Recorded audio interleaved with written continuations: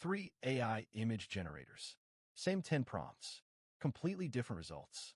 If you're choosing between Midjourney, DALL-E 3, and Ideogram, this is the only comparison you need.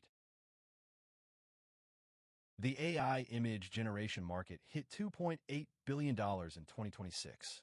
These 3 tools control over 80% of it. Picking the right one depends on what you actually create.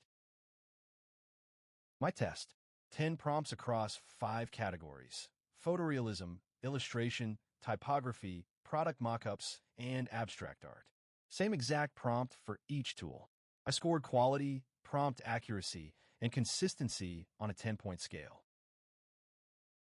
Photorealism test. Prompt: a 60-year-old fisherman at sunrise, weather hands holding a coffee mug, cinematic lighting. Midjourney wins this category hands down. The detail, the skin texture, the lighting, it looks like a photograph. DALL-E 3 is good, but slightly plastic. Ideogram is decent, but can't match Midjourney's realism. Illustration test. Prompt: a cozy Japanese ramen shop at night. Anime style, warm colors. This is closer. Midjourney's output is beautiful, but has its signature look. DALL-E 3 actually produces more diverse art styles. Ideogram surprises here with excellent color palettes. I'd call this a 3-way tie. Typography test. Prompt: a coffee shop logo that says Morning Brew Cafe in elegant script. Ideogram dominates this category. It renders text almost perfectly. DALL-E 3 handles short text well. Midjourney still struggles with text despite improvements. If your work involves logos or text-heavy designs, Ideogram is the clear winner. Product mockups. Prompt: a sleek water bottle on a marble countertop, product photography style. Midjourney creates images you could put directly on a product listing. DALL-E 3 is close. Ideogram produces usable results, but with less refined lighting.